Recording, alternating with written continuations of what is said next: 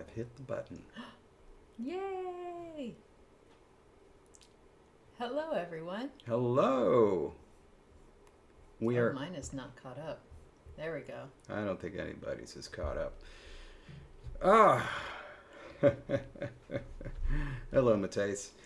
Hello, everybody, and welcome to season 7 Woohoo! of LangTime Studio. My goodness. Yeah, I can't believe it. Although it's really bizarre because it's like season 7 obviously makes me think it's been 7 years, but it has not been. However, this month, LangTime will be celebrating its birthday. Yeah. I guess it's technically the 5th birthday because it's been 5 years, and the first year counted as 0, and so right. This will be its 5th birthday this month on the 27th. 27th, that's right. I have to say though, like season 1 felt like 7 years. Oh, goodness. A little bumpy. But also, David recently celebrated a birthday. That's true. And we weren't able to stream your birthday week because we were not here. And so we didn't get to do like a round of happy birthdays for you. That is true. I have aged since you all last saw me. I have not. That's right. Until it's your birthday, you don't age. That's right. So I am now 44. Do some math. Yes. Yeah, I think it's usually the current year minus 1. That is correct. I am 44 years old, and there are a couple of things that really brought me joy over my birthday that I wanted to share. I swear they're almost clean. As you're cleaning your glasses, though, Matej says that he never ages, and I believe it. Like, I think Matej's hit like 22 and stopped aging. Yeah. Remarkably youthful. Yes. Like some sort of, I was going to say either a Greek god or a river nymph. River nymph. Anyway, a couple of things that really brought me joy. So one of them, we could share the book, but Jake got as a present to me a cookbook for Jesse. And what a present it was. It's already paid dividends. We had our first meal using recipes from the book yesterday. So good. Oh, so good. It's a book called Kin, and it's a Caribbean cooking book. Yes. Oh. I think Marie Mitchell is the author's name. Yeah. Amazing recipes. And yes, Jonathan, that is the book, and you'll see it like in a picture on Discord if you're on Discord. And Jake, you honestly found David the perfect gift because yeah, it was incredible. It's wonderful.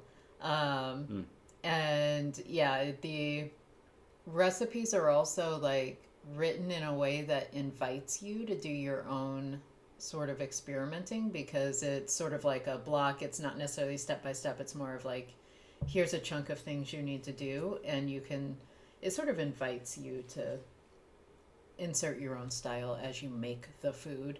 And anyone who cooks a lot knows exactly what I mean by that, I'm sure. And yeah, it's wonderful. And that mango chutney, I want to make that every week for the rest of my life, just to always have it in the fridge. Yeah, it was really good. It's a really good topping. And we have crackers. I'm like gonna break it open and just put it on crackers later. That's a great idea. Yeah.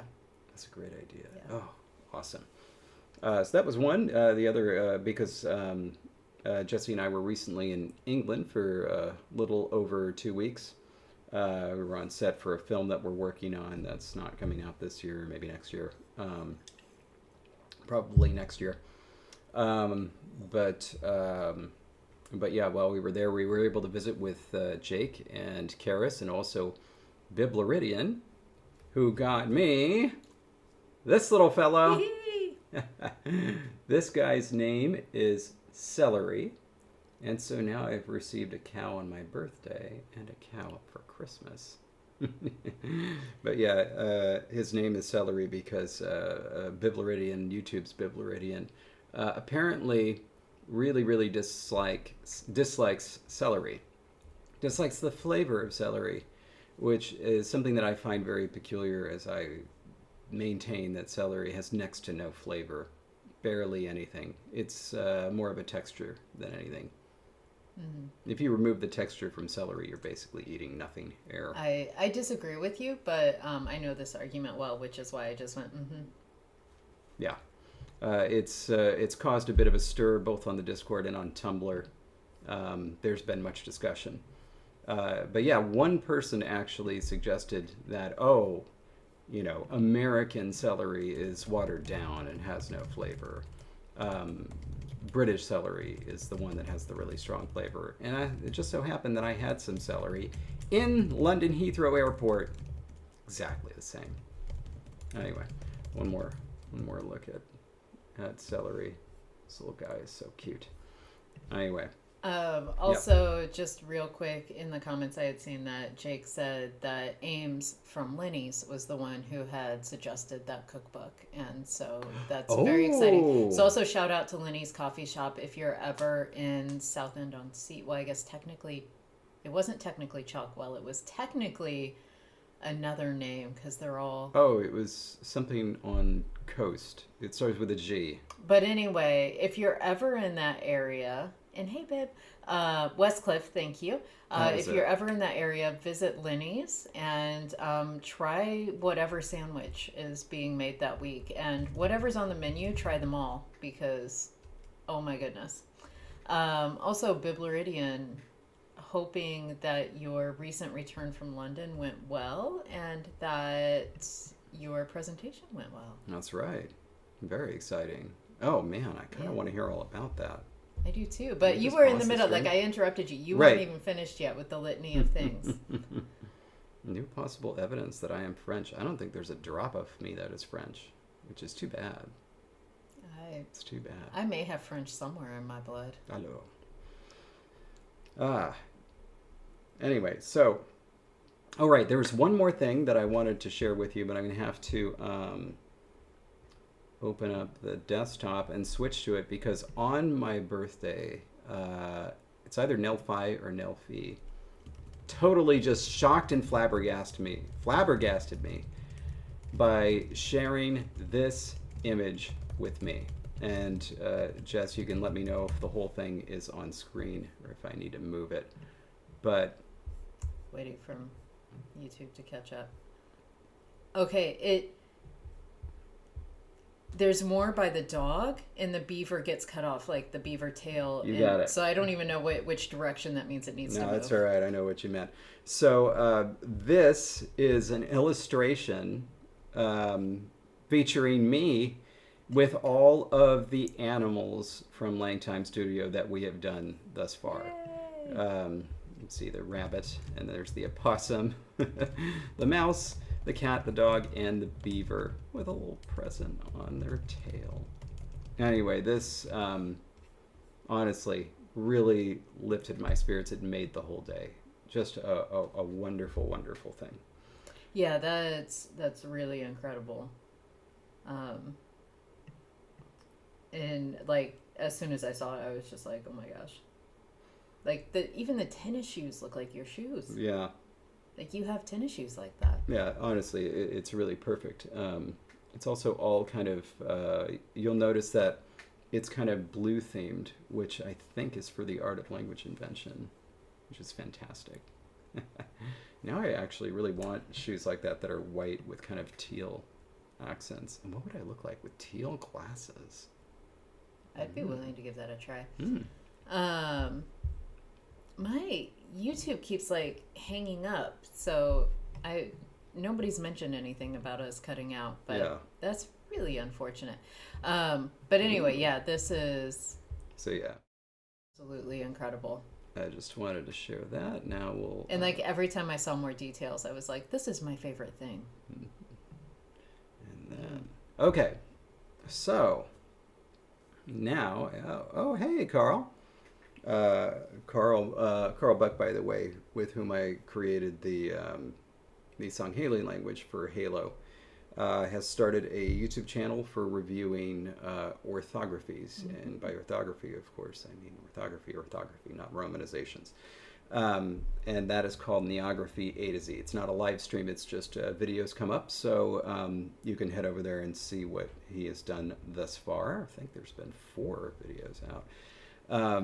Anyway, check it out. Also, by the way, And if I have the schedule right, it'll be not tomorrow, but a week from tomorrow that the next episode airs. oh, there's a schedule? It's every other week. Dang, you're so much better than me. I never had schedules for when I did that. Anyway, just a couple of other announcements for regular watchers of the show. Our friends Jake and Miles have their own stream called Let's Have a Booba. Mm-hmm. Episode 5 recently aired, and that streams regularly on Tuesdays at 1:30 p.m. Pacific, and then you can filter it in for your time. In addition, on Saturdays, George Corley's Tongues and Runes, another live stream conlang broadcast, is on Saturdays at 6 a.m. Pacific. So you will not see us there in the comments. But we're there in spirit. You say that, David, but since coming back, we've gotten up very early every morning. That's true. And so... I kind of hate it. Like, I hate it so much. I was never tired at the end of the day when I went to bed late. Ugh. Anyway, and then of course also Bibloridian, specifically the YouTube Bibloridian, not the one you're thinking about, obviously, the one that's on YouTube. Bibloridian has a channel that is more famous than all 3 of the channels I've just mentioned combined, including ours. So you've probably heard of him. Chances are, if you're here, it might be because of him. Anyway, check him out. And yeah. I don't know. Oh, sorry. I thought you were gonna. You said and, so I looked up. All right. So now let's talk about what we're doing here. Well, I didn't know if you were gonna. Oh, that's right. I didn't know if that was on the parade. This was given to us as a gift by someone on set. This little Marks and Spencer's toffees. You know, we haven't broken into them yet. Not yet, no. And I feel like I need to do it right now. But I will do it. Danielle got exciting news today that Thursday 8 a.m. meeting was moved to 8:15, and yes, those 15 minutes mean everything in the morning. Wow. I totally understand the excitement over that. And hello, Karis. Hi, Karis. We mentioned you. You gave us the gift of your presence. Yeah, no, that was really wonderful. Like, especially once you know a little bit more about the geography of South England. How far Karis had to go to get to Yeah, us. you And came a then long also to travel on a day where like there were potential train delays and cancellations, and so yeah. Okay, here we go. Now, Bubba, funny thing, I used to be a morning person, and then I met David. And now, like, my preference is to get up in between 7:30 and 8 in the morning and have a very quiet and slow start to my day. But, like, this morning, I woke up at 6:30. And I woke up at 6. I woke up at 6 every single morning since we've been back. Well, I say I woke up at 6:30. That's when I got out of bed. But I was when I awake woke up. before that, so yeah. Yeah. Anyway, little preseason 7 cheers. Little. Jake, if a morning person needs 6 shots of coffee, are they really a morning person? Good point. That's a question. Good point. Oh, crap. I feel like I shouldn't pop this in my mouth, should I? It's This is going to be the worst way to start the fox language. No, actually, it's the best way. How does the fox say hello?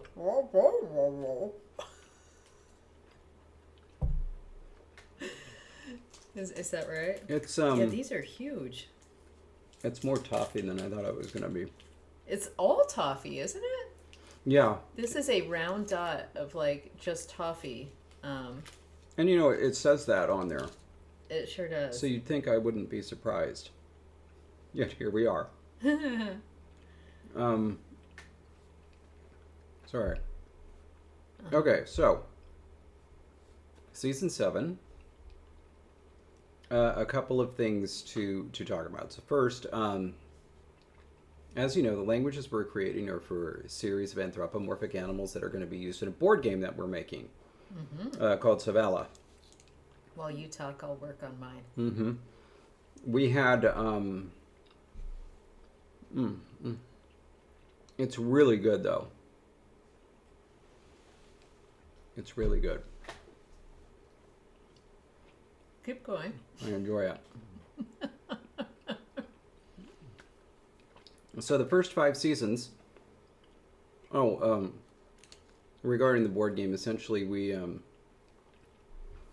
printed out one version of it, and that was kind of 1.0. And Jake and Biblaridian played 1.0. Sort of John Quijada. Then we printed out a second version, and Jake and Biblaridian played that one as well. Right now we're in between. I know where I'm headed for version 3.0. I made some more decisions, by the way. So those who were following along and saw how we had to change the name of the spellcaster and the rabbits from Firepaw to like Swiftfoot or Swiftpaw. We're changing it back. We're changing it back.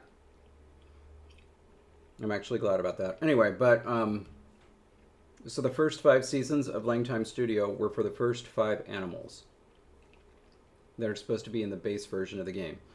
And those were the rabbits, the opossums, the mice, the cats, and the dogs. The next 2 seasons, so last season and this season, were for the first expansion of the game, which is all planned out. That one's pretty firm. And those are the beavers, and this one is the foxes.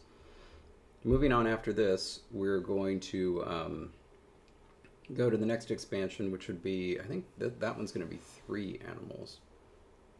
But first up will be, based on the poll that we had over the break, first up will be the bat language. That one won? Mm-hmm. Squirrels made a comeback. They were coming. Not enough. Not enough. Bats won.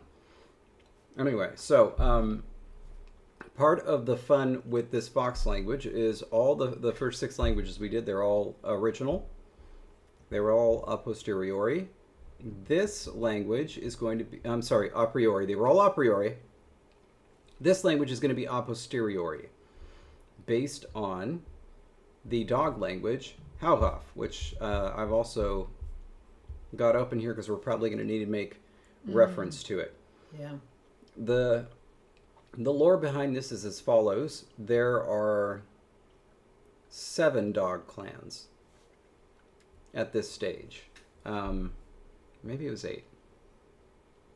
I don't remember. Essentially, the dogs had broken into groupings that existed in the human world because they had developed a series of shared behaviors. Kay is here. Hi, Kay. Okay, Kay. go on. Oh my God! Hi, Kay. Yay! Okay, sorry, I didn't mean to interrupt. Yeah, I did. I actually did mean to. I was so excited to see Kay. Yeah. Love you, Kay. Kay, by the way, has a fantastic shop called Pretty Odd Arts and Crafts, so you should look that up.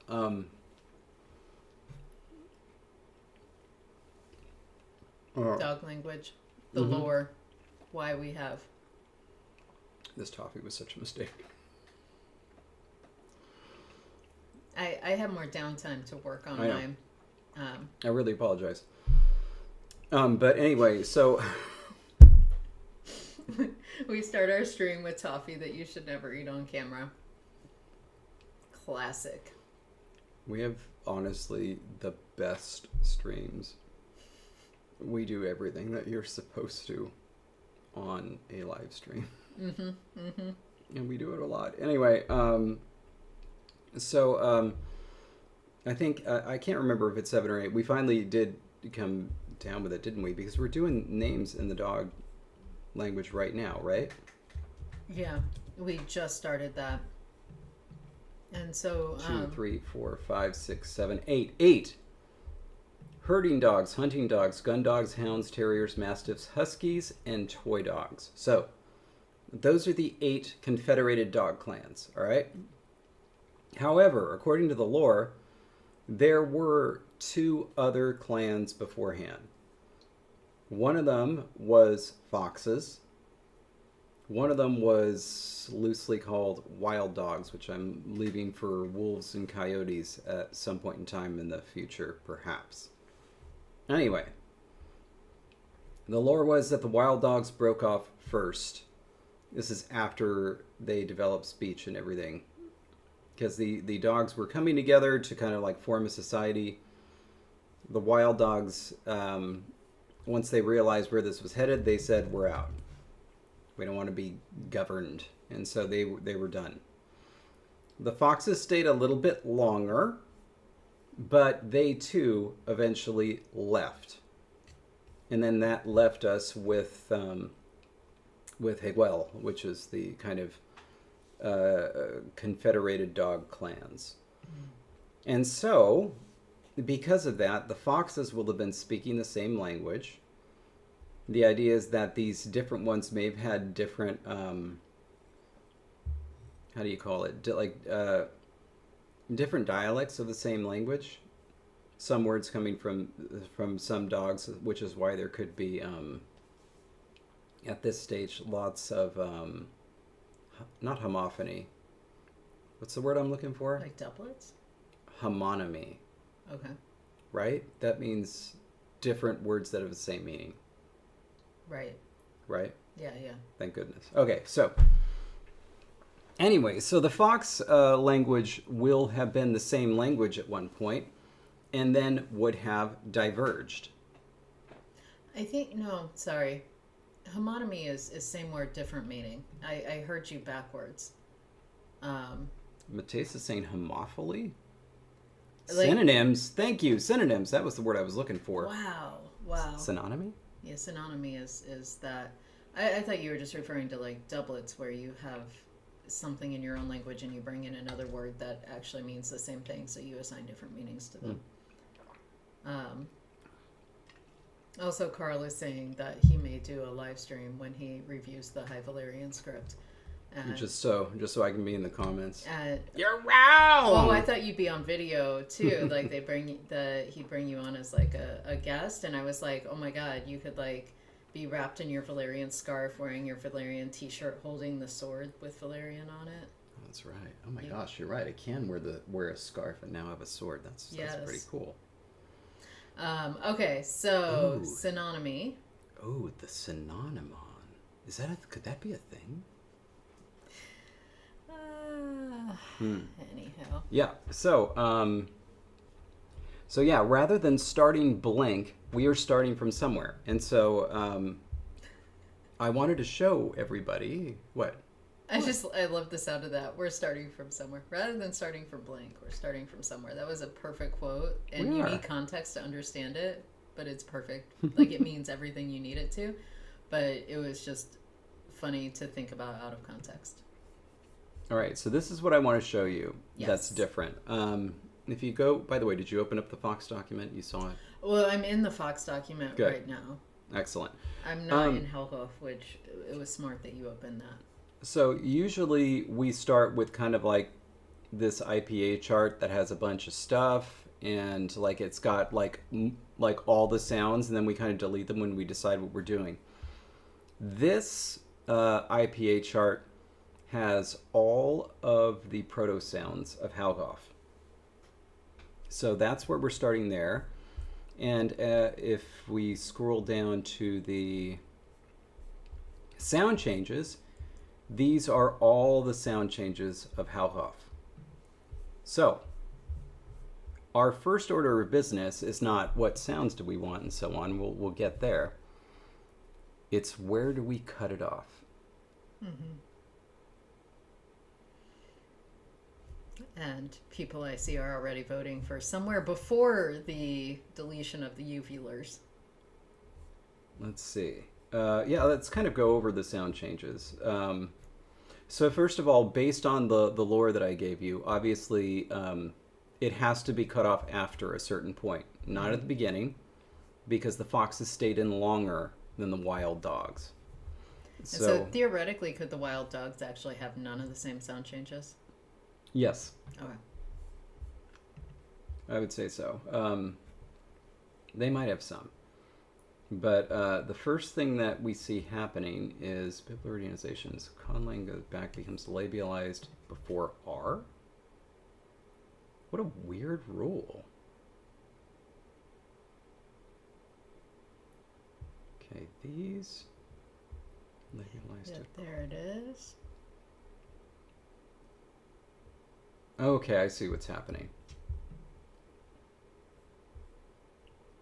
Sorry, I was imagining for a moment that this was like some word ends with k-ra, and so then it becomes kr, but it's like, no, that's onset. Okay.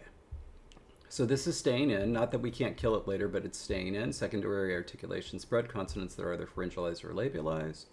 Spread their pharyngalization, labialization to a following consonant and consonant cluster, okay. Consonant cluster simplification. The consonants R and R are deleted after the uvulars. Oh, how interesting. Simplification 2. Consonant H when occurring as part of consonant cluster with R. Okay, so we have this pharyngalization. By the way, I'm totally down with getting rid of pharyngalization in the Fox language. Because, oh, I forgot. Something else I need to change.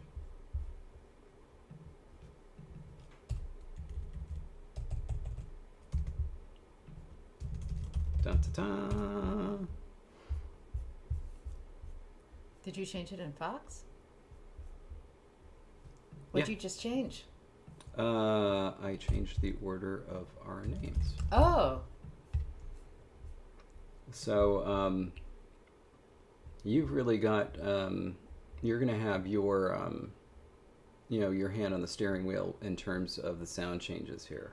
I mean, technically, my hand was supposed to be on the steering wheel for the Hellhoff, too. And somehow we ended up with what we ended up with. It was something. Don't worry. This is going to be... Let's just say this is going to be a much more Jesse-friendly language in terms of pronunciation. We want it to be nice and distinct from Hellhoff. We got our pharyngalization and everything in Hellhoff, so let's make this one, What was funny, it was like, I remember as we were working on Hellhoff, like I had made decisions based on, well, this is, what I associate with how dogs sound. Not based on whether I could say it. And, well, I stayed true to that. Where do we lose the uvulars? Pretty late, I think.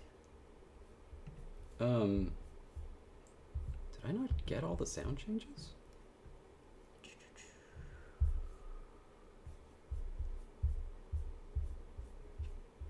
Like, I don't see that we ever lose them. Wait, velarization. That was it. That was it. Yeah, velarization is sound 20. So yeah, we're going to cut way before that. Way before that. I say, this is what I think we should try to do. I say let's go after diphthong polarization. That is going to be theoretically the earliest. And then I say, let's look at the next grouping and see kind of what goes together and maybe cut there. Okay. 1 second.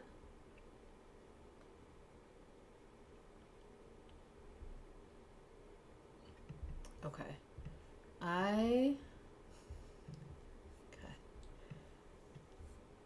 In a terrifying way, here we go.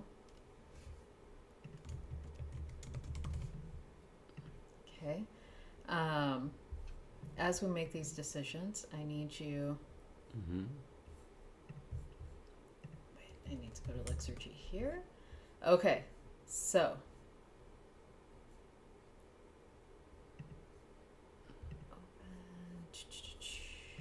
I need to just copy all this here because that will give me a start. Okay. as we work on this season, Mm-hmm. something I haven't fully discussed with you, Okay. and something that I'm a little terrified about, but here we go. I'm going to attempt to create our Lexergy file as we go. Mm. And so I am signed into the back end. Ooh, is it going to be saved in the little... It should be. It should be. And if it's not, I can ask Graham to make it so it is. But like I've created it in the world where it's there. And so my hope is that then I can ask Graham for help when I need it instead of saying, hey, Graham, do it. And this is actually a pretty good one to start with because Graham's already done all the how off stuff. And so I'm able to just copy everything in. And so what I need David to repeat is because I was working on that. I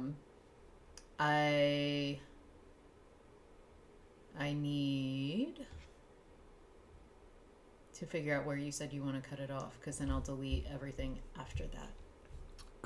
I didn't say. Oh, good. Okay. In my that, head, you had, and I was like, no. I've missed this incredibly important piece of information. No, you're going to say. So I think that we've identified where we definitely need to cut before, and that's like Rule 20. And where we should cut after, I think we should cut after Rule 6. But there's a lot of space in between. So I'll try to describe what I think I see here. Rules 7 through 11 all deal with W. Mm-hmm. No, I'm sorry. Rules 8 through 11 all have to do with W. Okay. 7 is simply a voicing assimilation rule. 12 is palatalization. For some reason, 13 is nasal assimilation. We'll probably have to have that at some point anyway. Bless you. Yeah, bless you. I have no idea why 13 is where it is, because 12 and 14 both have to do with palatalization.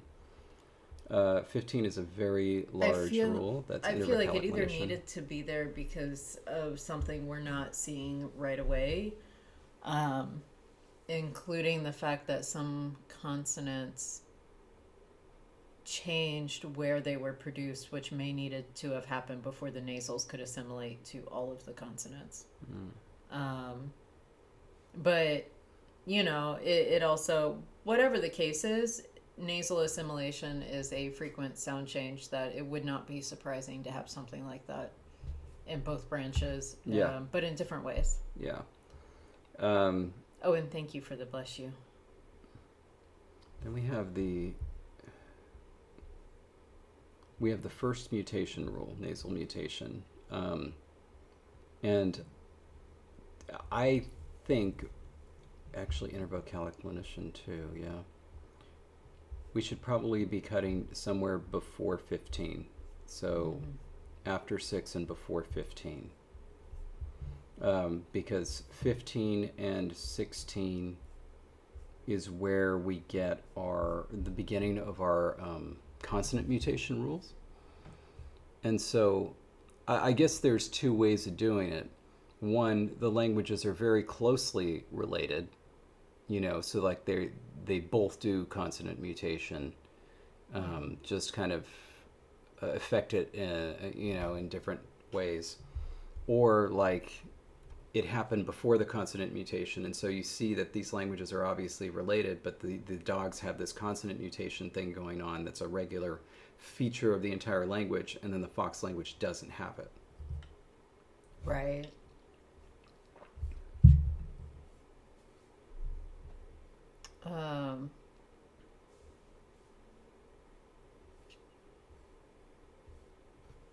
And I'm reading through,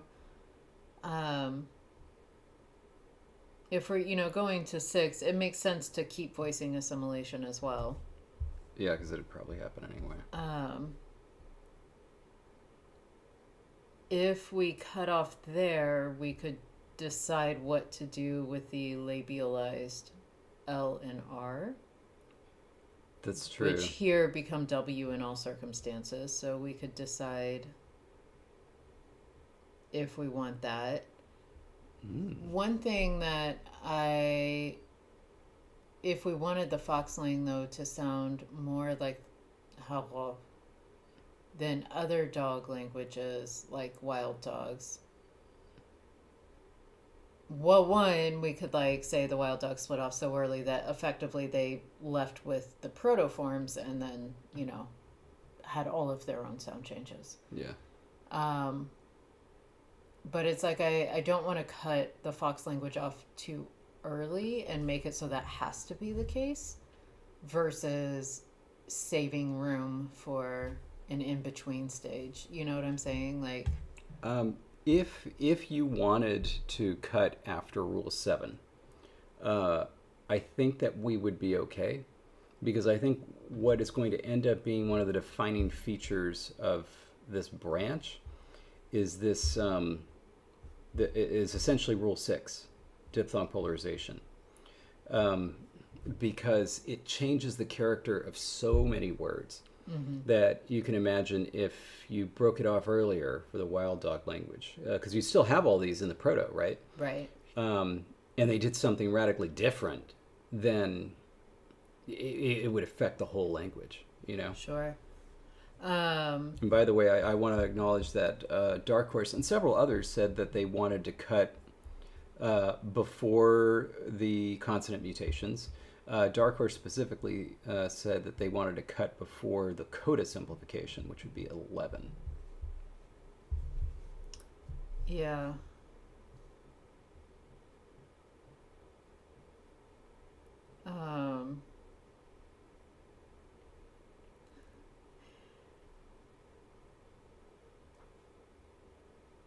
And I don't know. Do you want to use one of your lifelines and pull the audience? Phone a friend? I would like to pull the audience. I though also like I want to give some very specific choices. Yeah. The first one is going to be after Rule 7, Yep. which means Pages is beach balling again. I swear when we're in the documents at the same time, it freaks out. That gives us the opportunity to re-examine our labialized consonants. We could potentially just end up getting rid of labialization across the board, which would mean like we wouldn't need to worry about the L and the R being labialized. Mm-hmm. And so that opens up that door to say like, well, if we got rid of it or if we pulled the labialization down and made it full labialization to the point where it became its own consonant, and so then it's a consonant cluster and then different things happen because it's a consonant cluster, like there's just a lot of wiggle room with deciding what we're going to do with that. And so it would make sense to cut off the sound changes after 7 if we want to play around with that. If we don't cut it after 7, it seems to me that we would need all the way through 10. And so that would be after 10, correct? I think so. Directly after 10. Because 8 and 9 kind of go together. Well, I mean, it deals with the same issue. Yeah. 10 then deals with this issue of, we've got these stranded at the end. Yeah. What do we do? The coda simplification, it allows us to, if we cut it off before that, it would allow us to then say, do we want a labialized consonant to be able to end a word? And if not, what do we want to do with it? It doesn't have to be the same method that we chose for Halvo. I'm going to throw this out as a pin. Maybe I should just write this down because we need to do this first before we actually get into it. But tinguish is an interesting idea. If labial velars just became labial. So like, Okay. Let's write this down. And as David is doing that,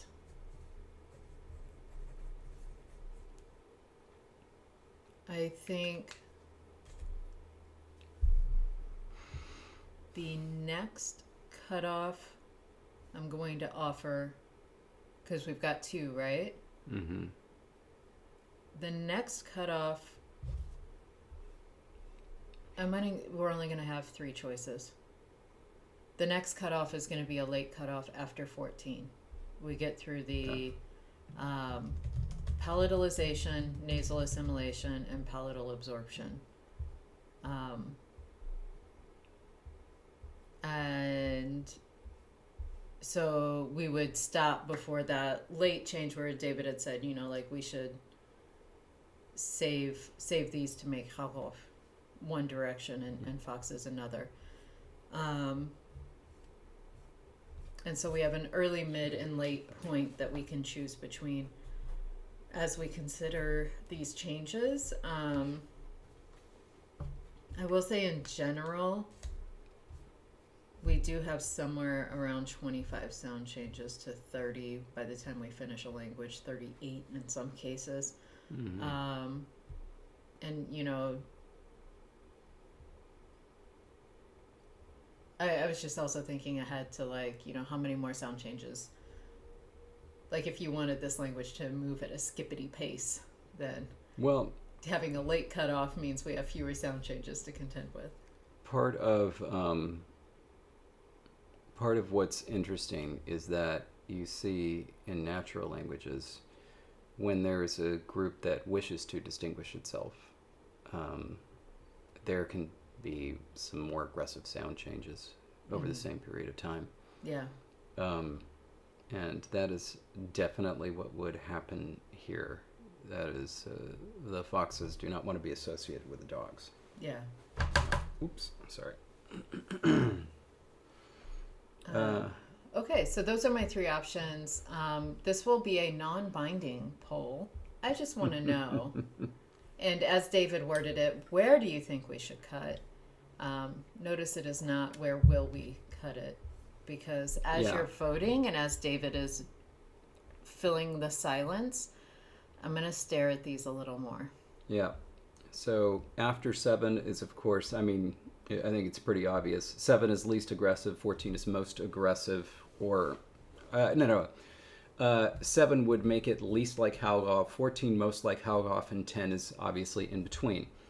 But to, again, kind of reiterate what we just said, after 7 means that the only thing that would happen is voicing assimilation, just across, word boundaries. And so everything that happened with labialization and coda simplification would be out. We'd do something different. After 10, it's before coda simplification, which you'll recall this was when words ended with like a, aqua, or something like that. The w came down and it became an u if the previous vowel was high, and an o if the previous vowel was low. We'd have to do something else with those codas, but we wouldn't do that, which is a very distinctive Halhoff sound change, I think. And then after 14, we would have the palatalization, but we wouldn't have the other 2 consonant mutation triggering rules. And so we would just have some of this palatalization that would stick around, that we would deal with. Let's see. Wow, this is an extremely tight poll. It is, and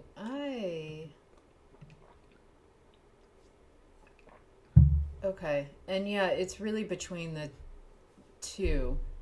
And so David, I think we're getting to the point where we almost have everyone voting. Yeah. I actually may split the vote anyway. And I'm staring at these rules. Having the labialized L and R just become W makes sense, I think. Oh. The consonant cluster simplification also just makes sense. If you've got a W following something that's already labialized, let's smash it together. 10 is pretty weird 10 and is aggressive. different. So let's cut it after 9. There it is. Because I think between 7 and 10 was the place where our hearts were. Like, literally nobody voted for after 14. Yeah. And looking at this again, this I feel will give us wiggle room to be very different, obviously. And like I feel like we needed to get rid of the approximants that are labialized. Yeah. Anyway, like that just. All right. Okay, so now I'm gonna go You ready? here. Oh yeah, you're deleting it, yeah? You ready? I'm ready. Are you ready? Gone. Okay, voicing. This is consonant cluster. Okay. Okay. We are deleting these in the Lexergy file for Foxlane. And 8 and 9 were indeed written as one rule in Lexergy, so Yeah. that is exciting. I am curious. I'm curious to know if this saves. I'm going to go ahead and export this just in case. But like, I am super curious to know if this just saves as I work. I'm gonna change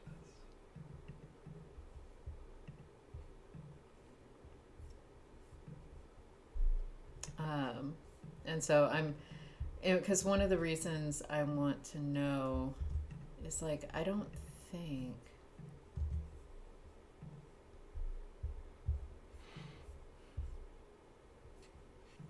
Oh, did Beaverling never get renamed in Lexergy? No. Oh, I wonder if I can do that. That would be lovely. Okay, anyway. I'm trying to do some background stuff. David, can you... I'm beach balling again. Dag nabbit.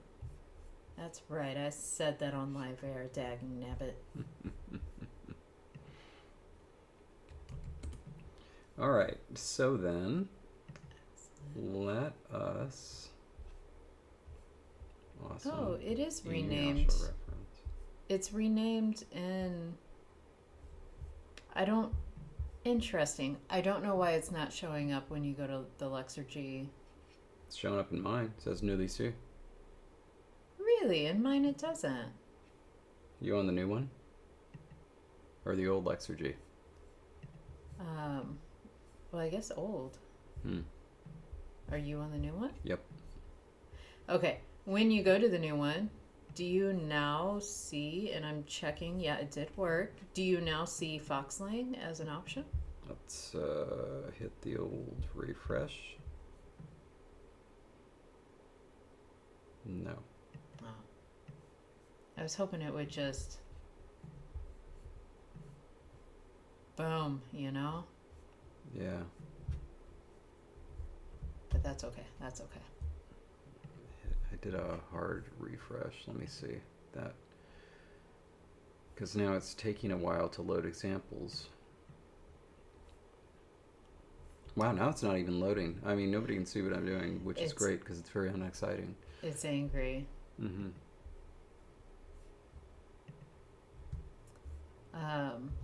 Okay. No, it's still not there.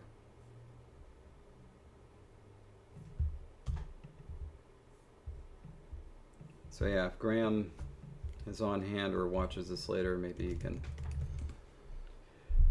give us a hand trying to fix it up.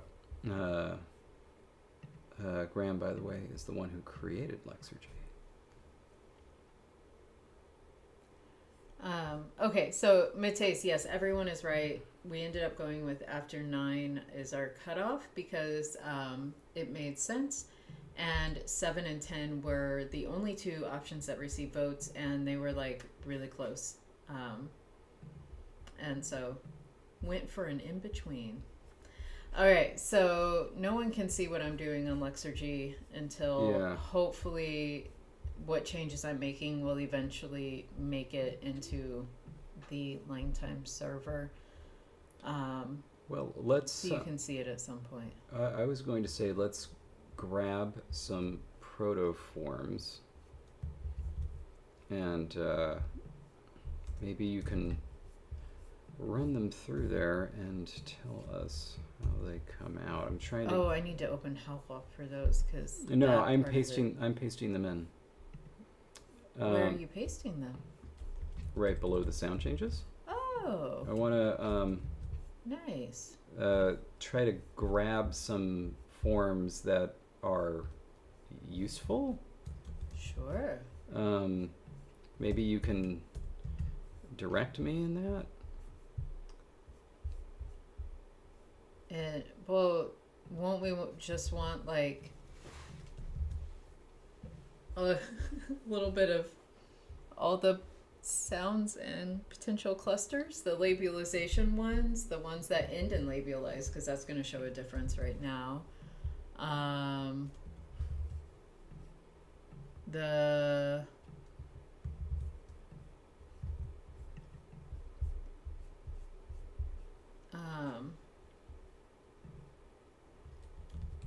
if we have any that are just vowels. Ones with uvulars, because that's going to be, we haven't done anything to the uvulars, so that's going to be something to see how they look. We'll definitely need to get rid of those uvulars somehow.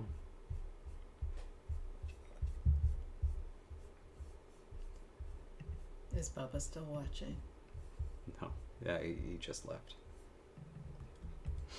Poor Bubba. Come on.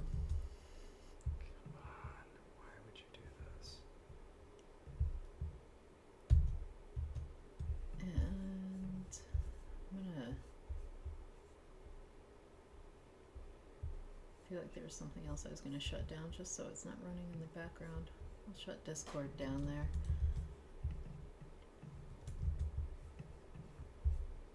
Oh, Magpie's threatening a riot, and Bubba is here. Bubba heard everything.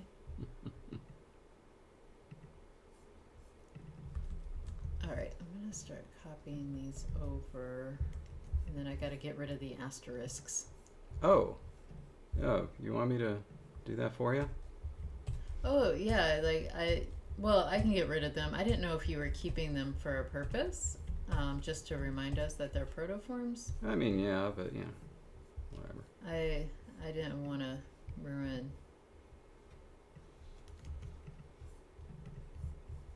There's some weird spacing going on with some of those. Okay. There's a good set.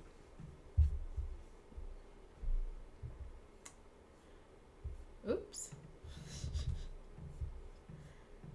One form came up with an error because for whatever reason that didn't read as an enter. How bizarre. There we go. Now that should. Wow. That's a strange word. So you added everything above the age. Okay. Yeah, just this is a good one to add. Maybe this one too.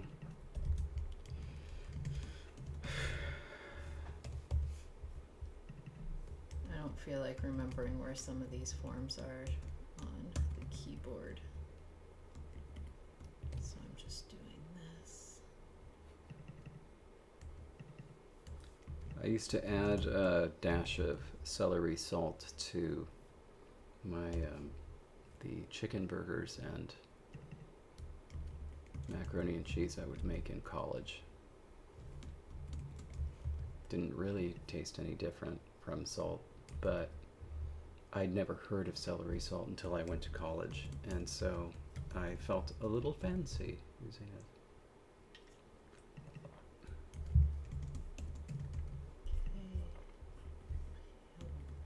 Alright, so I'm typing the current forms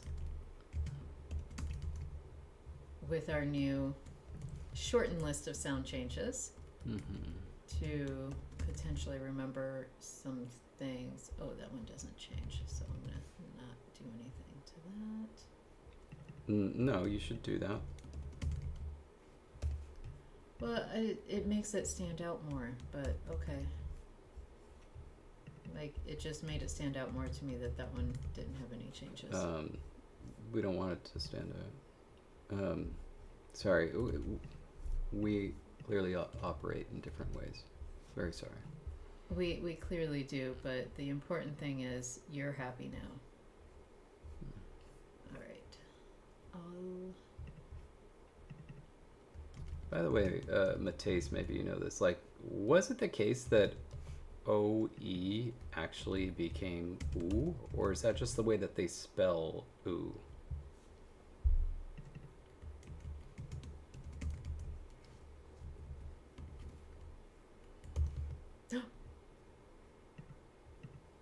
Like what you did there, Jess. You know what I accidentally hit. Now that I've told you that key combination. Oh yeah, you're right.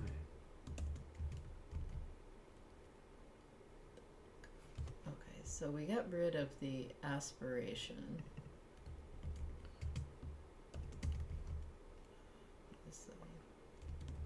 Huh. Oops. I don't remember us targeting aspiration in this. In Huff. Did we? Huh. Is it just aspiration is lost at the end of a word or something? I don't know. This is what I'm getting from Lexergy.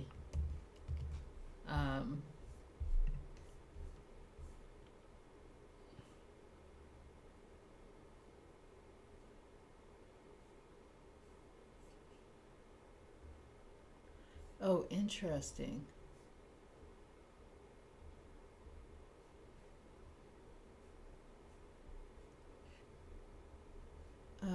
There is a rule in here where aspiration is taken away. Mm-hmm. And then it's going to come back at another point. So I may need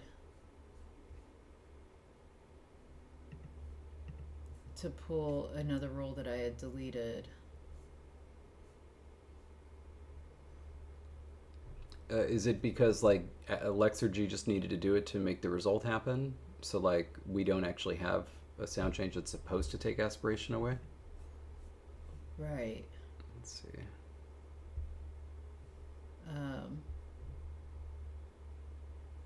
And I think I see it, but now I just need to read through. Okay, that's where I cut it, so it's definitely somewhere after that. And I think this is the only one that targets aspiration. And you all are going to find out how clunkily I use Lexergy, because when I can't figure out how to write a nice rule, I just like list all the forms that are affected. Okay, so now let me double check. Yeah, yep, that's what was happening. And so we did not, in fact, lose it. Okay. Dang it. Apparently can't copy and paste. I think that's something we need to lose. Yeah, because in Hauhoff, sorry about that. We actually, our voiceless stops, they're either aspirated or pharyngealized. We don't have non-aspirated. I think one of the reasons that the aspiration had to be taken away was because of the word final labialization, the codas. And Lexergy was reading it not as a, word final labialization, but as a word final aspiration, because it's the last thing in the string. And so I think it just was basically a little write-up to say, ignore that little H And then where it's necessary, bring it back at the end.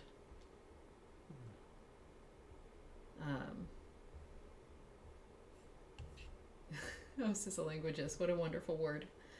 Clunkalier. I love it. I love it. Okay, so now we have these forms. And we need to decide what to do with them. Yeah. So so now we can see where all the forms sit, and really just kind of ask yourself, Jesse, are you happy with these? And if you're not, what are you unhappy with? And let's just target it one at a time until we get to a point where you're kind of happy with this set. And if we ever discover we need to look at some other phonological environments, just let me know and I'll go grab another word.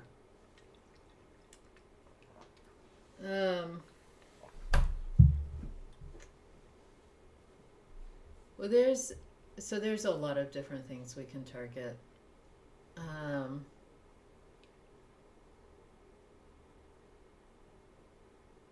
One, and this is one that David and I both struggled with, funnily enough.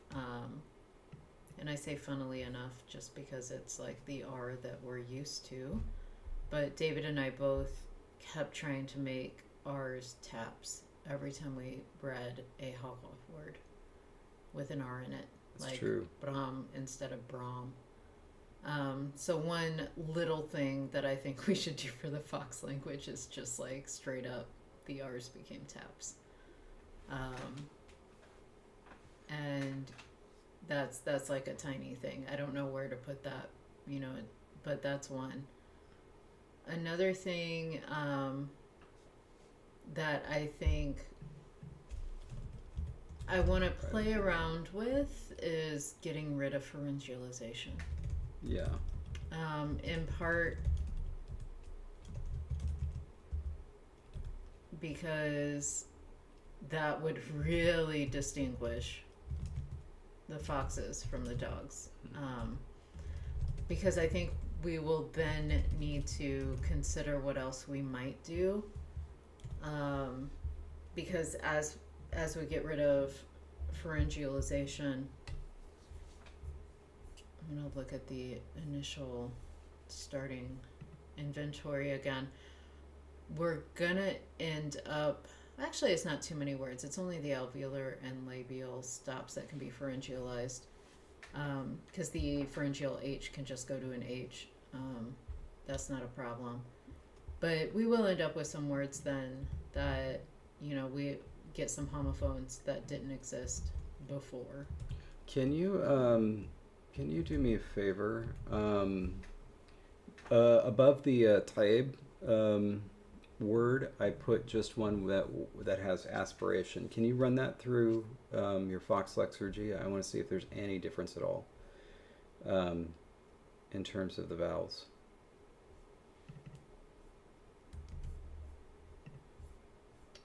Gotta get to my other. I've got. Whoops.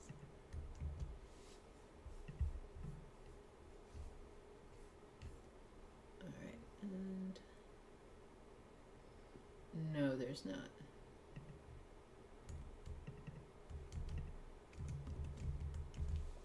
And so that still does that. Okay, wait. What? Oh, tip. Okay. So I guess that's the first question.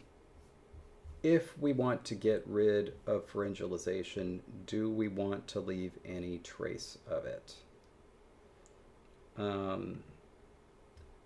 I have a couple ideas. One is far less controversial than the other.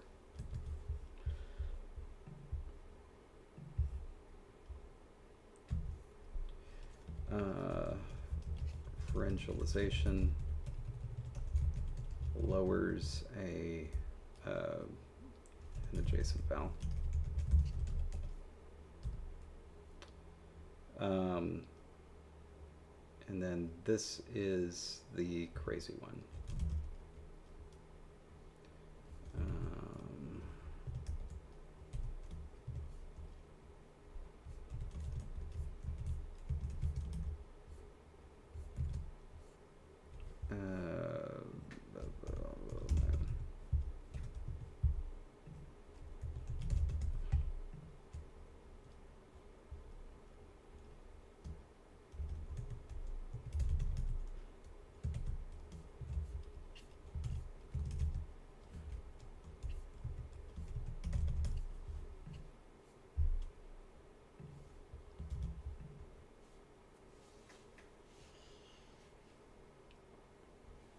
I need you to tell me what that means. Basically, ta becomes ta. Ta becomes sa. Or Gotcha. tha. Gotcha. Ka would become kha. Whereas, oh, wait. Yeah, I guess, I guess it would, huh? But we could have a concomitant sound change that turns p into k.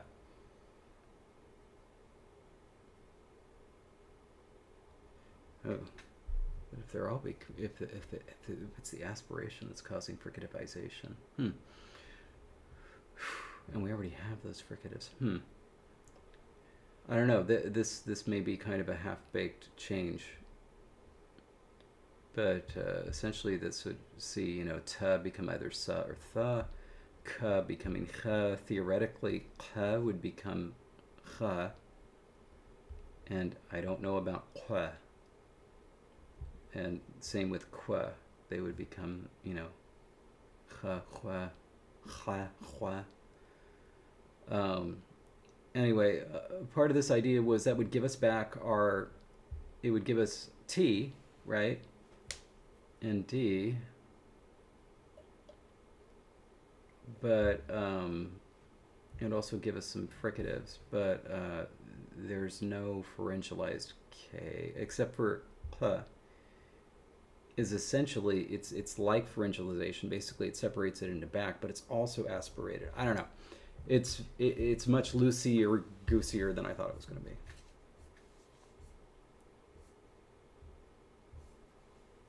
I followed some of what you were saying. Yair points out this kind of happened in Hebrew, with normal K becoming Ch and Ch, which was essentially pharyngalized version of K, becoming K. Interesting.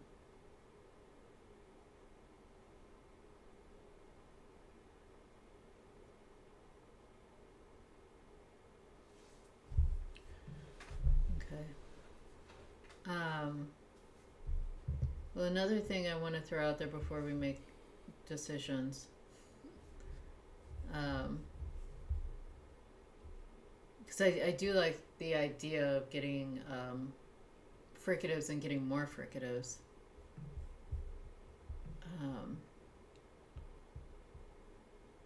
Oops. And so like that seems kind of exciting to me. Yeah. But I also want to then, like, effectively, one thing I'm thinking about playing around with is getting rid of all of the co-articulations, or the little superscripts. Mm-hmm. We don't need to do it at once. No, but like in different waves and different things. Because getting rid of labialization and doing something where either it becomes a rounded vowel in all situations, so we get more vowel heavy segments and potentially more disyllabic, where Hagop would end up with a one syllable. In the Fox language, you would end up with like a hua, or something. You would end up with more potential there, or pulling it down and making it a W. And if we then do play around with the W to V sound change, we could get some interesting clusters like fa, va. That one's hard for me. But like we could end up getting some interesting things then happening because of that. And I do like the idea of the W becoming V. If for no other reason, then it becomes vixen. And so yeah, these are things that I want to play with, and I don't know exactly how they're all going to happen.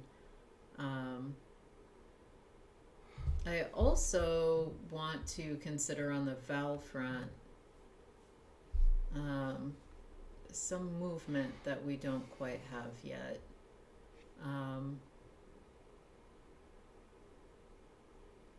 we kept that schwa, Yeah. and I want to play around with getting rid of the schwa, but not just deleting it, having it do something. There's length. And so playing around, but like I want to do it in a way that feels like we're honoring this sound change 6 that we kept in. While destroying the schwa.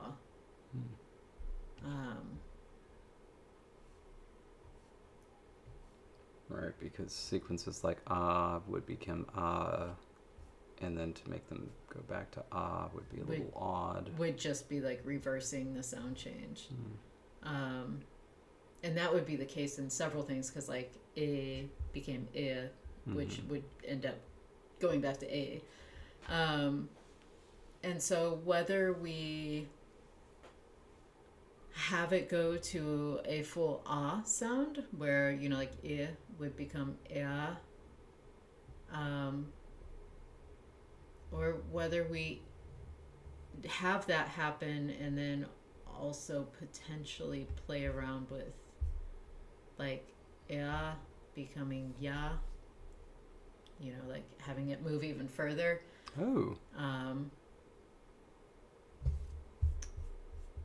And you know, like oa becoming wa. So, you know, like actually like moving the schwa to an but then also having some of those segments become glides. Depending on how you want to order it, if we did do something like a W to B, and by the way, might also have to do a bilabial fricative to labiodental fricative change as well. If we did that and essentially killed W everywhere, this could be a way to reintroduce it later. Because then it could be a later so like vowel change that anytime you see a W, you know it actually came from a vowel sequence. Yeah, so like AU, those two can become ya and u. And then uwa and oa and oe could become wa and we. Yeah. Can you note that down in your list? Yeah. I like that. And so these are all then targeting ways to also make this easier to type. And I say that as a person who embraces diacritics more than David does, I gotta say the grave accent diacritic is one of the harder ones to access on the keyboard, because that's a stretch all the way to that top left. And that's what we were doing for the schwas and Halkoff, if you don't remember. And the little dots for the pharyngealization, I added that feature to our keyboard just for this language, and I think it would be great for anytime you see the dot, you know that's the dog language. Nothing else. In other words, let's get rid of the dot. By the way, the only thing this doesn't affect in terms of schwa is Yeah, that's the only one that may end up going back to which to me would be okay if one sound gets reversed. If the whole chart got reversed, that would be kind of weird to me. But like there's definitely like, was it Hawaiian that like got rid of a consonant and then ended up bringing that exact same consonant back right after, you know, like and so it's like this does happen in languages, but that one either would, it could be a short as opposed to a long one. Becomes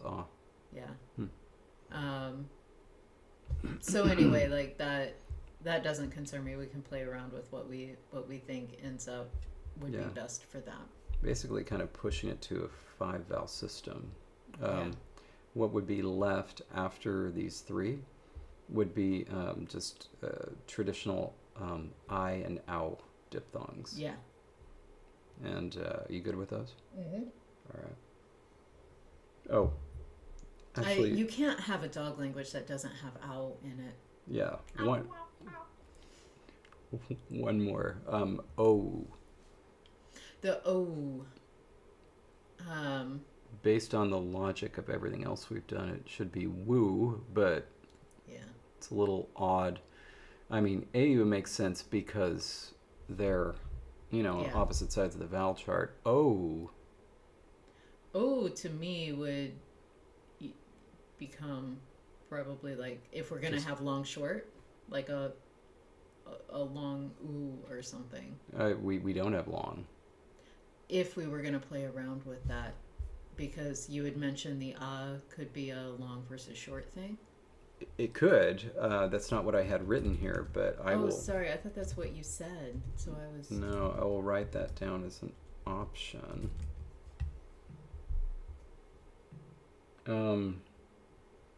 I mean, let's just keep that because I was saying would just become a short ah.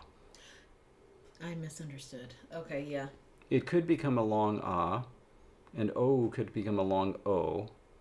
Maybe we leave that in there and see if through any of the other sound changes we decide we're going to have long vowels. Yeah, and also, we can stare at that a little more and decide if there's a better path that we would see open for that. Mm-hmm. Because if it did become woo, my thought is like, then woo could become ooh. And so you could end up pushing it the other direction. Instead of it becoming O, it could become ooh, but because it was woo, and then the W drops out before new. That's true. So I'll write that in there. Actually, it could become long oo as well if we did long vowels. Okay, so yeah. I've got that noted there.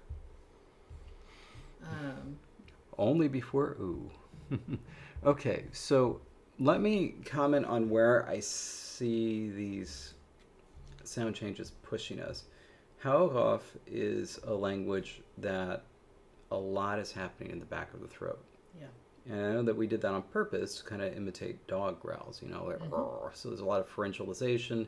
There's the velar laterals. There's labialization. There's the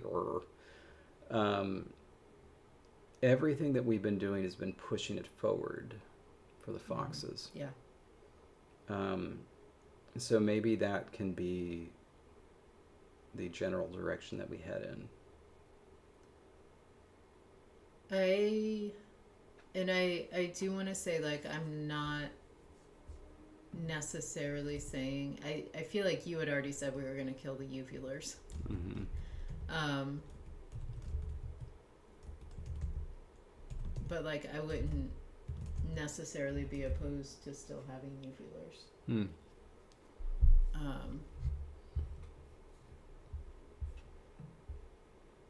But I'll have to think on that one. David. Yeah. Oh yeah. Oh yeah. We made some choices. We sure did. Cheers, partner. Cheers. Mm. It's time to celebrate. We've got to start, and I need to stare at this a little bit to try to decide what our first sound change should be that we write up.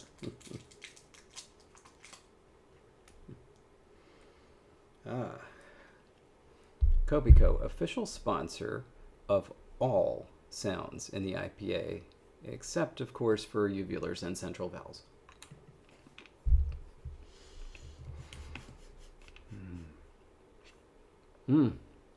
Oh, it's been a while since we've had a Kopiko. Oh, those are good.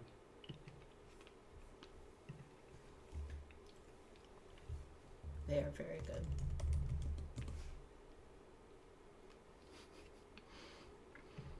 Oh, Karis, bringing up memories of the nasalized, rounded front vowel that we killed in Sarkisier.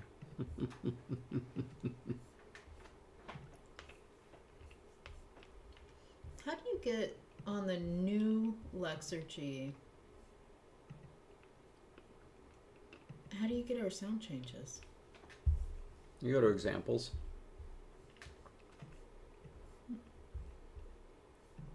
But I mean, you're going to lose everything that you were doing, right? No, I have that in a different one. Okay. I see. By the way, I want to see if we can ask Graham. Let me see. It's resources. Where's that? Here we go. Hey, Graham. How do we save the changes we've made in our new Foxling Lexergy file? You may need to make it clear that Jessie did it signed in to her account. That signed in. Graham made me a special back page account so I could do it. And this is the first time I've been brave enough to actually try. I've been working in some other conlangs in Lexergy a lot more. I know people had talked about like their process, and I will say I'm one of the people who like I type in one rule at a time and make sure it runs the way I want it to. And then I like immediately go to export and like save the Lexergy file. Mm-hmm. Then I write in another rule and then I export again. And so like there was one day where I want to say in like a 20-minute span, I had downloaded like, 12 different versions of the Lexergy file just because I was so paranoid that at some point, because it's internet-based things have their problems. It's the same like if you're going to type a really long post that you want to go online, you take it in your own hands if you type it on the site where you want it to go live, because anything could happen. And so, that's why a lot of people compose it in notes first or whatever.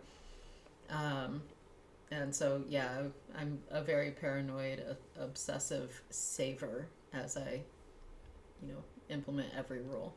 Amethyst Language says that I think I'm up to my 80th save of Lexergy sound changes for one conlang. Fair, yes. Yep. I wish we could react to things in chat, the way you can in like most other programs now.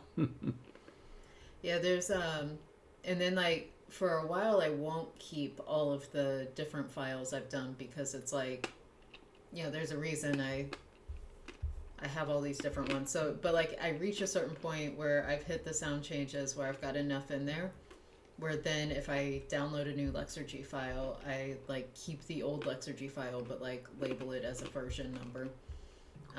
But like I don't do that for my mini saves along the way because otherwise it's just, too much. I have an idea for you, Jess. Because I remember you mentioned earlier that you're also hoping to get more polysyllabic words. Mm-hmm. I'm just going to throw down this idea in our ideas section.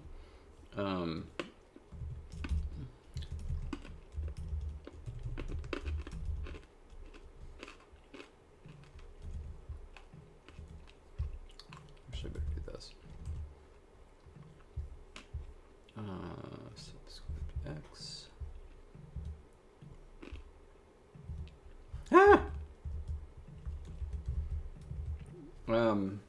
But basically, if something is deemed to begin with a consonant cluster, you just add a vowel in the front. Mm-hmm.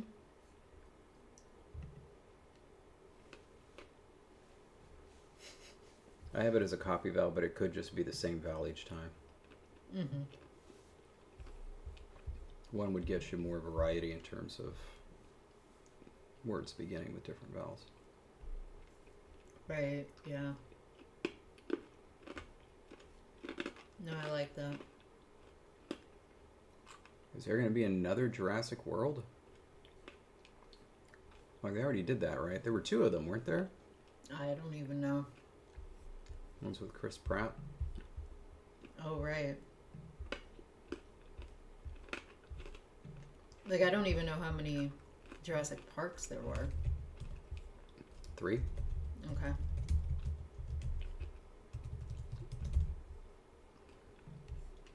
Dark Horse says it comes out in July. Here we go. Jurassic Park, Lost World, Jurassic Park 3. Then Jurassic World, Jurassic World Fallen Kingdom, Jurassic World Dominion. Missed that one. Jurassic World Rebirth. Yeah, Dark Horse said it's number 7 in the overall franchise. This one has Scarlett Johansson in it.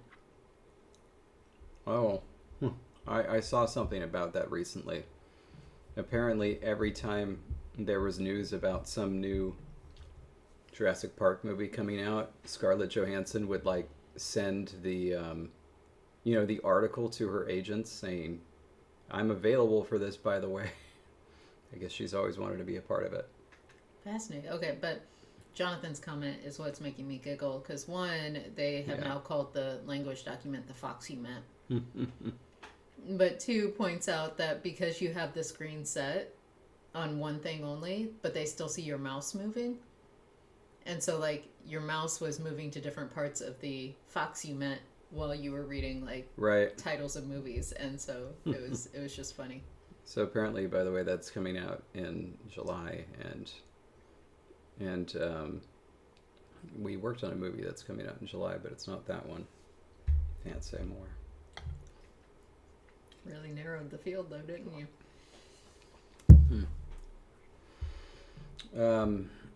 So I think I should distinguish here. Oh, darn it. Either copy val or same val. Okay. All right.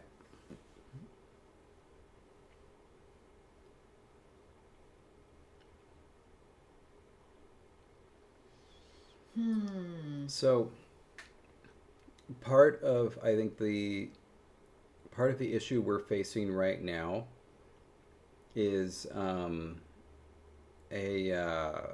is an issue that you have with sound changes where one of them is going to kick off a series of sound changes, and the question is where to start. For example, with Hawaiian, I think probably I'm guessing the first sound change was the loss of glottals across the board, losing H and glottal stop everywhere. That was what triggered everything that followed, because S and F merged into H, K was pulled back into glottal stop, and then T was pulled back to K. And so like it was really the loss of the glottals that just triggered everything. And then there were a couple of sound changes that just didn't matter where they happened, which was L and R merged into L, and Angma merged into N.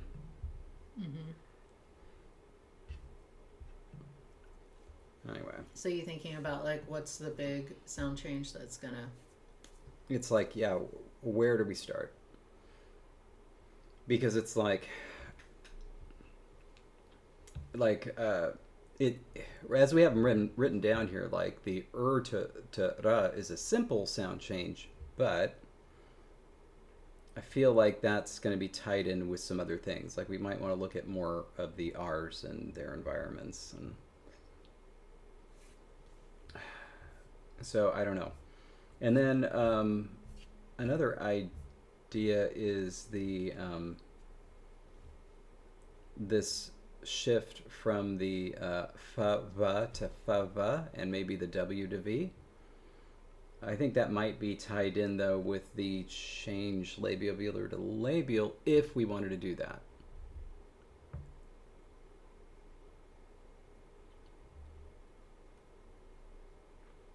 Actually, let's talk about that. See if you're interested. Let's explicate what that would be. So labiovelar would mean that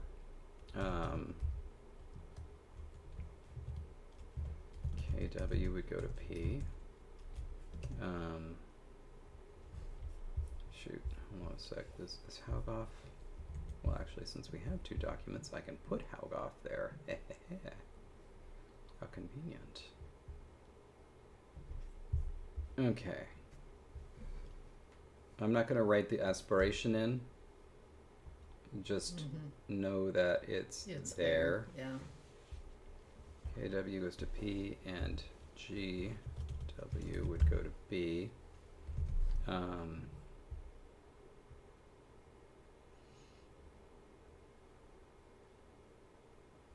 But I guess nothing would happen to hua and hua or hua, which is a little strange.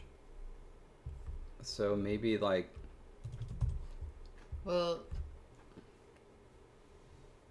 but also just like, do you like this? I don't know. Having the labiovelars go labial would leave a spot in the velars, and it could then pull uvulars to velars. But only if, but basically to fill that.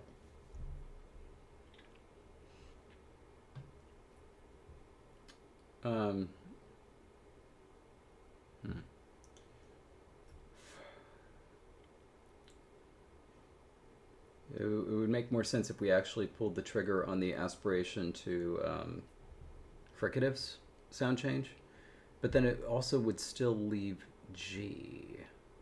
Oh, but then there is no G. There's no uvular G. Mm-mm. So there would be no gap for it to fill. Right. Interesting. Okay. This might be it. If you like it, this could be our movement. Okay, can you, as I'm staring at the IPA chart, can you one more time just walk through what movement pattern you just laid out? Yeah, and for everybody on screen, I shouldn't look at Haugoff's because it's going to be confusing. Should look at this one. What would happen for this sound change is that qua right here would become pa over here. And if we follow the letter of the law here, gua would become ba. It would essentially merge. Mm-hmm. So like qua would become pa, which is a new sound, but gua and ba would merge. Okay. That leaves a gap because now there is no voiceless velar stop. No, it doesn't. It would leave the gap if we did the aspiration first. Or aspirations. Well, to fricative. It would have to be non-labialized, right? Right. Yeah. It would have to be non-labialized. I would say in the shift from qua to pa, it would effectively just become a pa. Like that aspiration with the qua would kind of be like eaten up. We might have to do a separate sound change that just eliminates aspiration. Oh, okay, no, I see what you're saying. And I see why you're saying it.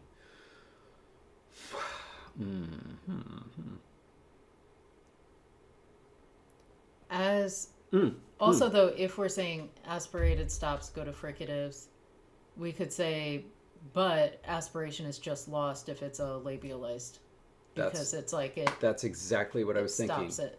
Yeah. That's exactly what I was thinking. Okay. And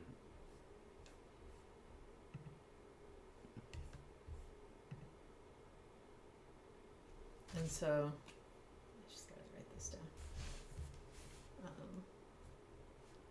Goes to fricative, but then that just goes to that. and then the qua goes to pa. The kh will have gone to kh. Qua goes to pa. And then that leads the hua to go to k. Which is a little weird, so we'll need to discuss that because it might have further implications. But I do want to just, I want to mention something in chat that is either hilarious or crazy that it's true. Jonathan says, most people don't talk about it, but in chess, all of the pieces do know each other and have various relationships. Like, if that's a joke, it's brilliant, but if it's not a joke, I'm prepared to be flabbergasted.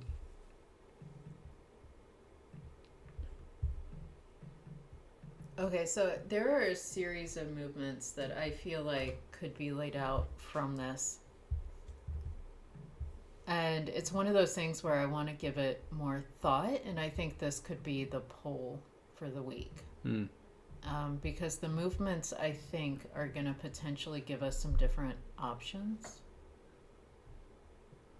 Yeah, I think it's a really good idea. Okay, so... Also, when was the R ever labialized? How did that come up as a sound change that we took it away? It's feature spreading. Okay. Can you throw in... Here, wait, maybe...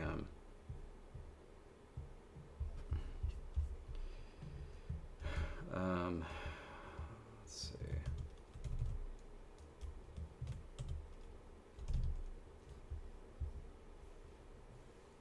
Dang, really? Oh my gosh, did we never actually have one? I'm gonna put... So the R, I see it's number 2, the secondary articulatory spread. I'm gonna put a protoform in there. It's not a real word. Mm-hmm. Actually, I should probably label these ones that are not real words.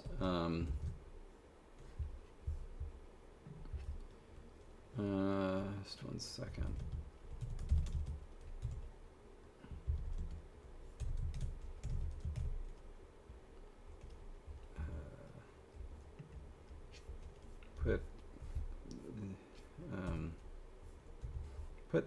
Put this word in there and see what happens.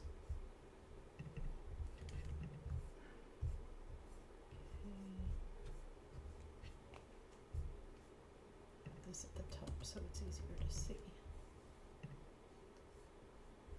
Alright, that just stays. Whoop, let me. It does this. It deletes the R.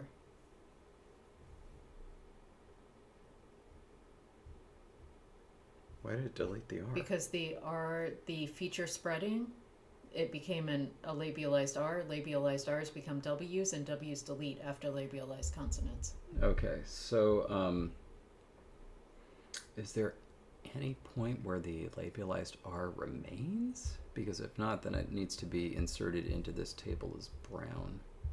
No, because the only reason you would have a labialized R is because the R comes after a labialized consonant. And so that's the only place it comes up. And it then, through feature spreading, gets the labialization, but then in Rule 8 becomes a W, and then the W deletes after the labialized consonant that turned it into a labialized form anyway. I think I know why it's in green in our chart. No, I don't. I thought maybe it showed up because of consonant mutation agreement, but it doesn't even show up there. So I'm actually wondering why it remains green in the Haugoff chart. Like, unless there's a later change based on the changes I've pulled out for the Foxlang, like, you're never gonna get a labialized R. Someone deleted after the Like it would have to be reintroduced after rule number 8, because rule number 8 just says they all become W everywhere. In all circumstances.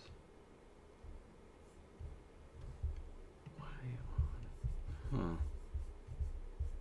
I'm gonna change that in the.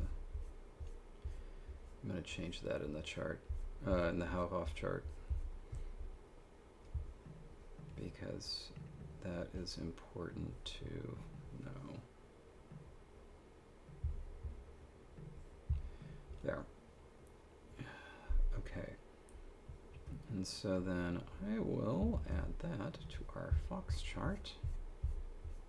Just a little note to remember. There we go. Okay.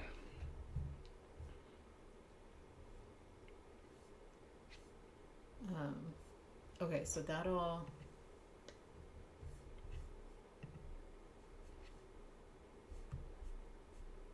looks good. Okay. Effectively, one of the reasons I want to think about this more and potentially put it to a poll is I feel like the ordering of it, I feel like there's one ordering where we could end up with a smattering of leftover uvular consonants. I feel like there's another ordering that would give us potentially more fricatives and other things up front.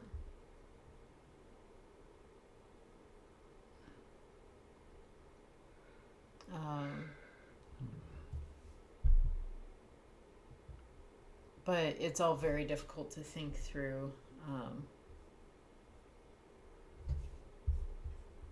here without just kind of running through several different things. Yeah. I'm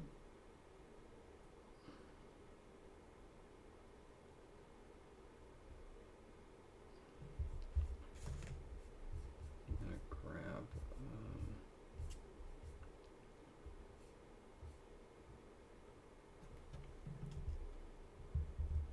I'm gonna grab one more.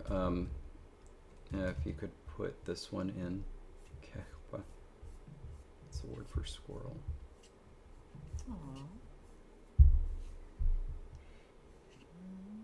There it is.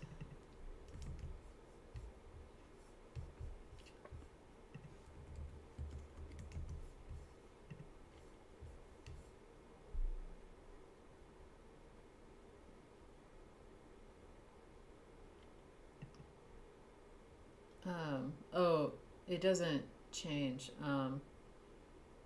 At all? Except like you forgot that that would be that. We don't have a labialized K with no aspiration. No, I didn't forget. I just copied and pasted it, so I'll fix it in. In Haugoff. Yeah. So we forgot there. Whoops. But yeah, nothing changes. I was really confused though, because I was trying to figure out why we would suddenly add aspiration there. But yeah, it makes sense. It was always aspirated. And that means it's that one. I'm now going through and fixing some others. I feel like it's one of those features where it's like if you have a qua, it's going to be aspirated, and so it's like when it feels like you're being overly redundant to type that in because it's like a predictable feature. It's not it's not one versus the other. It's you know it's going to happen.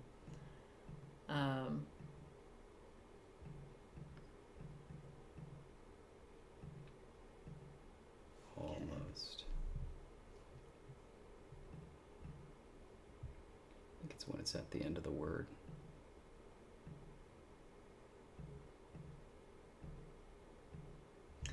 All right. I feel like with the ordering, and maybe we don't put uvulars on the table yet because I don't want people to vote for options just because I already know there are people who want uvulars one way or another. So maybe we don't even deal with that conundrum quite yet. But with the ordering, if we do a qua to pa movement, but leave the aspiration, like it becomes an aspirated P. Mm-hmm. Then we deal with aspirated consonants becoming fricatives. We then suddenly have a P going to an F, Yeah. and so we no longer have a P in the language. Yeah. It's like we had it for a moment, Yep. and then it disappeared. And so that ordering would give us that. If we did it the other way, we're going to move some things to fricatives, bring the qua over to the P, and we're going to have a P. We already have a F sound in the language, which that you had mentioned will probably be brought back to a F rather Mm-hmm. than a labial F. So it's like we wouldn't be out of sound there. But that could have implications then on what may or may not be going on in the uvular column, depending on which combo we use.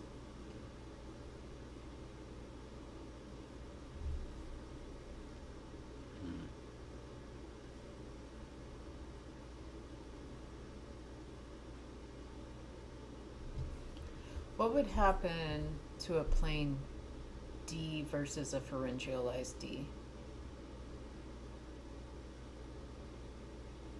Because the T aspirated would go potentially to a fricative. But what would happen to the plain D, which obviously is not aspirated? Oh yeah, I mean, it's the same thing with B as well. Mm-hmm. Presumably they would just merge, Okay. and so there would be no trace of them ever having been there. Mm-hmm. If there was some sort of vowel change, then there would be a trace of them being there, but there doesn't need to be any kind of trace there. Okay. So I feel like that's another area that will be rife for a poll, is just talking about like the pharyngeals as we were trying to figure things out. They can vanish without a trace. I mean, you know, if we so choose. Right, right. You know, merge just like Eleanor merged in Hawaiian with no trace. Right.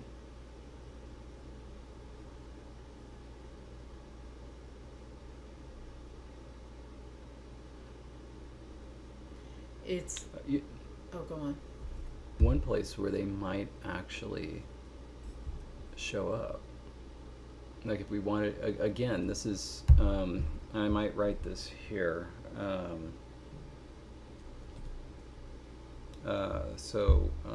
If you have basically this goes to that, in this circumstance, and so basically the differentialization is seen as so effortful that it causes an ah to show up at the end of a word that otherwise would have ended in a pharyngeal stop, and then then they merge. Okay. And so something that was like I don't know, had, with ending with a regular D, would surface as had. Something that was had with a pharyngealized would be hada. Mm-hmm. But then, if it was pharyngealized as an onset, it says lowers an adjacent vowel. These are ideas. Okay, but like, because those two could work in conjunction, because there's no adjacent vowel after it. Like, yeah, they could. It introduces one. But like that would really leave a trace. So if it was going to affect vowel quality, then that absolutely would leave a trace. This was if we weren't going to leave a trace. Mm-hmm. This would just be a tiny one, Mm-hmm. you know, and would push us closer to your idea about having more words that were polysyllabic. Mm-hmm.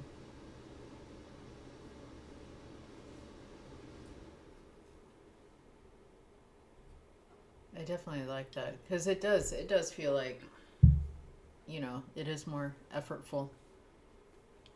Um, and that you could interpret that as being a full production Mm-hmm. of another sound. Um,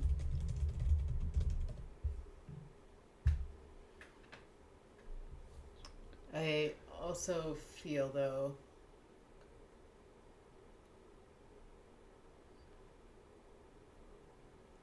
which we don't have to do the same thing we did in Hello. We could do something different, but considering then those labials, I mean, we may be changing them entirely anyway, so that's fine.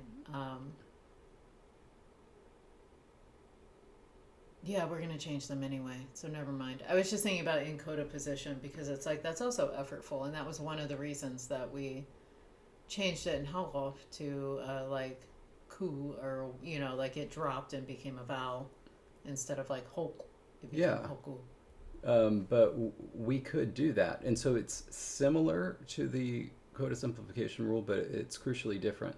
We're not losing the labialization yet. It could be the same thing. It could just be an added ah on the end, epenthesized.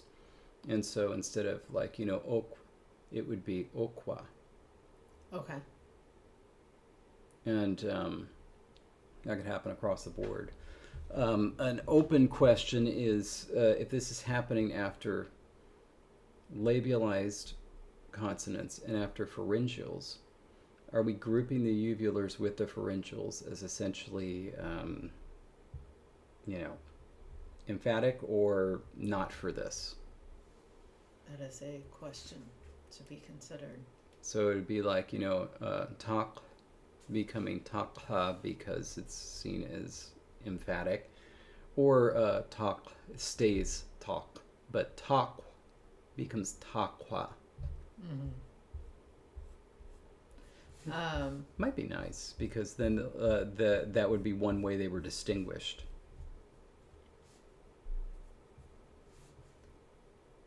Okay, so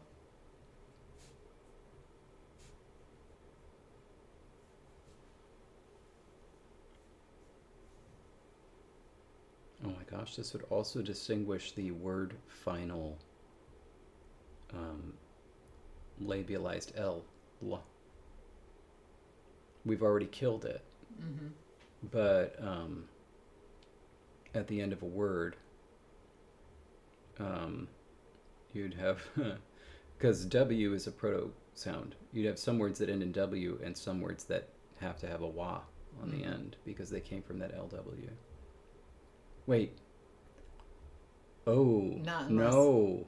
but No, you're right, because we've already lost we've already it. killed it. We've already killed it. However, we could cut back that sound change. Like we could actually go back a step and say, never mind. We're gonna stop it after 7. Like this is. I don't think we have to keep the 9, and that could be something that's on the table for voting this week. I actually think I know what I want our poll to be this week, and it's going to be a little bit simpler, but it's going to give my brain space and time to think about some of these more complex ones. I would like to target what do we want to do with these labialized consonants. And I want to focus on labialization. We don't know the order yet with where it may occur with others, but this will give me an idea of where, headspaces are for what people like. Should we do the labiovelar to labial shift? So qua going to pa, with or without aspiration, we'll figure that out later. But just, qua to pa. Or we could do a shift where like everywhere in the language, anytime it's a labialized consonant, that labialization drops down to a full wa, which would open the door for later in the language having the W to V change, and we would get things like va instead of, qua. We'd get kva. That may be exciting. another then option that we could add in is cutting off the sound changes earlier and only having word final labialization doing this one thing and then all the others doing something else. And so like we could actually end up with basically these two basic options, and then within them being part B, should the word final labialization be affected first, and then, you know, having these other shifts. Does that make sense? Like, I'm going to tell you, I fuzzed out, but I'm just going to tell you it makes sense, and we'll do it. okay.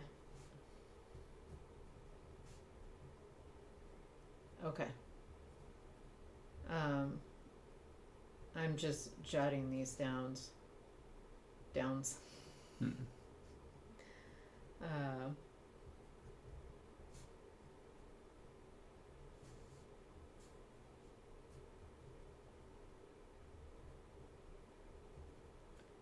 Okay.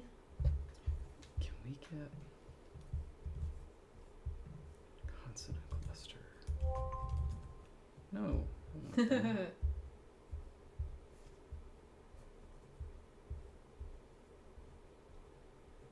Followed by R. That's it. So we can't have anything starting with la in the consonant cluster. It was only ra. And so this sound change, W is deleted after a labialized consonant. It only affected lwa across word boundaries.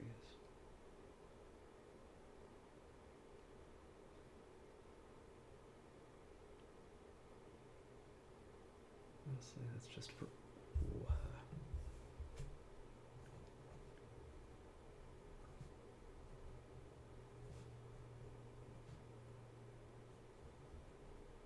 Okay. And I'm already running into a problem I need to address, and so this is, it's good, it gives me space, but I think this is what the poll is going to be about, is let's focus on just making a choice on Yeah. these labialized consonants. And then the bigger, you know, like that's going to be one fish to fry, so to speak. And then what we do with the other ones after that. Yeah. Yeah. Jinx.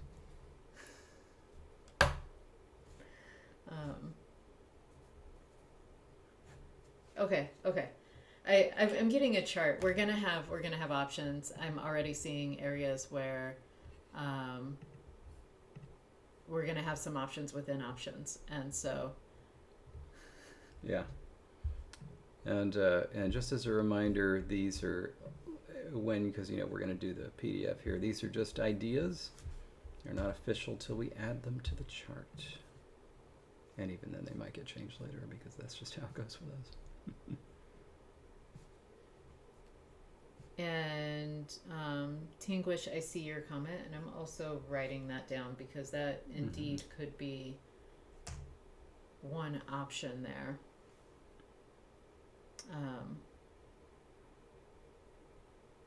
So yeah. It is getting real. When I start making charts and tables, things are happening. All right. And so this is a good start, I think. Yeah, it's a wonderful start. Reoriented ourselves to the protoforms that were in Helvo, because I'm going to be real honest, I had forgotten how crazy this system was until at one point we had opened the document and I went, really? Those were our protoforms? And then I was remembering why we did it, and it all made sense because we were, or at least I, being the principal driver at that point, was trying to really be sensitive to the biology of the dogs and the sounds that I associate with dogs. And so it makes sense given the context, but it also gives us a lot of interesting ways to move forward from here. Yeah. So. Yeah. This is going to be interesting. This is going to be fun. Yay. And I'm really I like that. I like where Halgoff ended up. Mm-hmm. I know it's not necessarily as uvular as some of you all wanted, but it's it's not like a super easy language to pronounce. We kept a lot of that meat in there. Yeah. This one, looking forward to trimming the fat. Trimming the meat, you mean? We're gonna make this vegetarian. That's right. Get out the tofu block. Meat's being trimmed. All right. So yay. Well, thank you, everyone. It was lovely having you here, and we're very excited about this season 7 kickoff, and obviously excited to see where this goes from here. All right. Stay grammar, everybody.